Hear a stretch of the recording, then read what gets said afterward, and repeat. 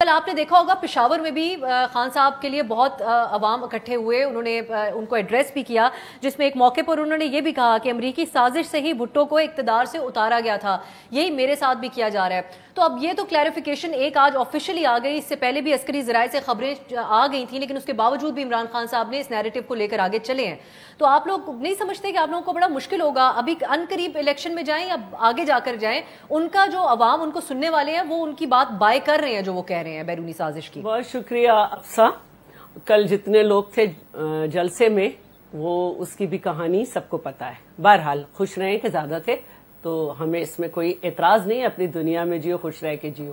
لیکن بات یہ ہے کہ شہید ذوالفقار علی بھٹو نے اتنا تو کوئی بھی کرے گا اسٹیج لگا کے تو لوگ آ جاتے ہیں، اور صرف یہ پشاور کے ہی عوام نہیں تھے، تمام اینکرز نے لکھا ہے کہاں کہاں کے تھے۔ بہرحال میں کہتی ہوں بہت لوگ تھے، ٹھیک ہے، آپ خوش ہو جائیں، میں ان کے ساتھ خوش ہوں۔ ذوالفقار علی بھٹو نے تو ملک کو ایٹمک پاور بنایا تھا، ذوالفقار علی بھٹو نے تو آئین دیا تھا، ذوالفقار علی بھٹو کے تو بہت سے کارنامے تھے۔ آپ کے کیا ہیں؟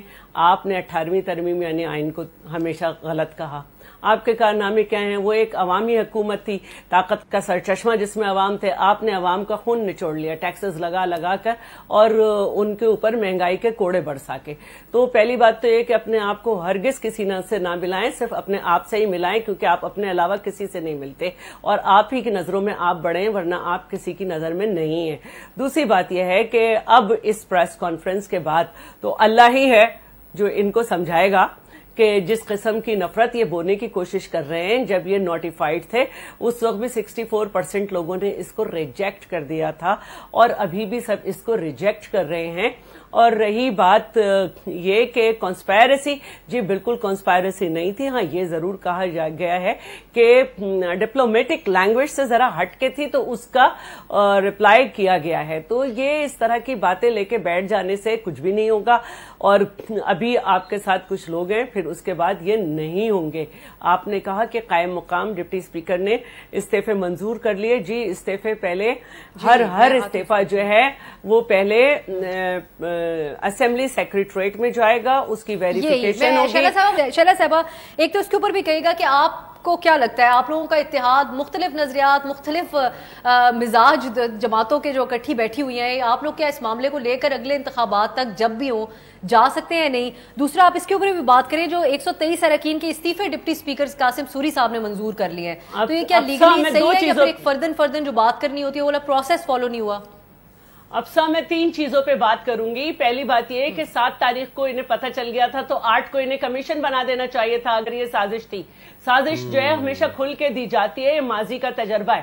اور دوسری بات یہ کہ جیسا یہ خط حکومت کے پاس پرائم منسٹر آفس میں آتا ہے، ایسے ہی ISA کے پاس بھی جاتا ہے، اور یہ ایک کیبل تھا جس کی صرف ڈپلومیٹک لینگویج کا مسئلہ تھا، جس کا جواب دیا گیا۔ پھر یہ خط عدالت میں بھی گیا، وہاں پہ موئد کے ان کے جو ہیں دستخط نہیں تھے وزیر خارجہ کے اور ان کے، اس کے بعد انہوں نے پڑھ کے کیا ہے، اور اب تو ISPR نے کہا اس کو آپ شائع کر دیں، کوئی ایسی بات نہیں ہے۔ دوسری بات یہ ہے کہ اپوزیشن لیڈر جو اس وقت پرائم منسٹر نے، انہوں نے اسی وقت کہہ دیا تھا کہ ہم اس کو اب ہمیں دیں، ہم بھی دیکھیں گے، اور اس کے بعد بھی انہوں نے کہا ہے کہ ہم اس پہ پورا ایک تحقیقاتی بٹھائیں گے۔ تو انہوں نے کہا ہم اس میں آئیں گے نہیں، اپنی مرضی سے فیصلے ہو جائیں گے، جبکہ اس میں سارے چیف وغیرہ سب کو بتایا تھا کہ وہ ہوں گے۔ مسئلہ ہے چٹ بھی اپنی پڑ بھی اپنی۔ دوسری بات آپ نے کہی کہ کس طرح کا یہ کولیشن ہے، جی ہم پاکستان پیپلز پارٹی 126 اراکین کے ساتھ تھی 342 کے ایوان میں۔ نہ صرف انہوں نے سارے لیجسلیشن کی، انہوں نے آئین کو اصلی شکل دی، انہوں نے شمسی بیس خالی کرایا، انہوں نے سلالہ چیک پوسٹ پہ جھکوایا، انہوں نے 18ویں ترمیم کی، انہوں نے 58(2)B کا خاتمہ کیا، اور اپنا ٹائم پورا کر کے اسموتھ ٹرانسفر آف پاور کیا۔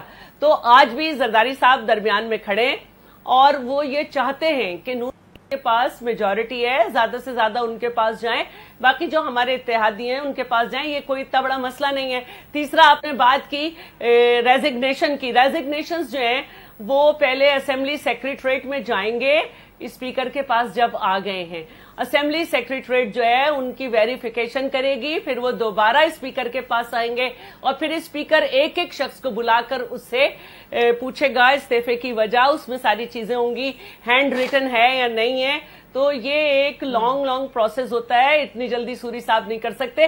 یہ وہ والے فیصلے نہیں ہیں کہ میں نہیں بلا رہا اسمبلی, میں ابھی آگے بڑھا رہا ہوں, کہ 2 منٹ میں پڑھ کے سوری صاحب لکھا ہوا لیٹر پڑھ کے چلے گئے, پھر نتیجے میں رات کے 12 بجے کھلی, پھر کہتے ہیں رات کو 12 بجے عدالتیں کیوں کھلی. جب آپ مذاق بنا لیں گے آئین کو, جب آپ مذاق بنا لیں گے عوام کی باتوں کو, جب آپ مذاق بنا لیں گے جو ہے پورا آرڈر آف دا ڈے کو, تو کسی وقت بھی عدالت کھلے گی, کیونکہ یہ آئین کا معاملہ ہے. تو یہ میں ان کو بتا دوں کہ ایک تو یہ دھمکی نہیں تھی, دھمکی ہوتی تو پھر ان کا تک تو پہنچنے سے پہلے ہی بہت کچھ ہو چکا ہوتا.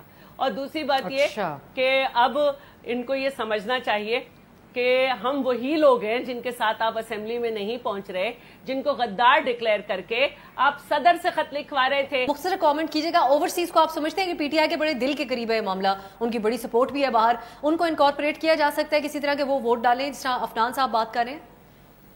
دیکھیں اس میں بڑے غور و خوض کی ضرورت ہے, کیونکہ ایک ہی ملک میں بہت سارے شہروں کے جو ہیں وہ لوگ رہتے ہیں, اور اس میں کس طرح سے پولنگ اسٹیشن بنے گا, یہ سب ہوگا, یہ بہت غور کرنے والی بات ہے. باقی تو یہ ہے کہ سب لوگ چاہتے ہیں کہ ان کو انکارپوریٹ کیا جائے.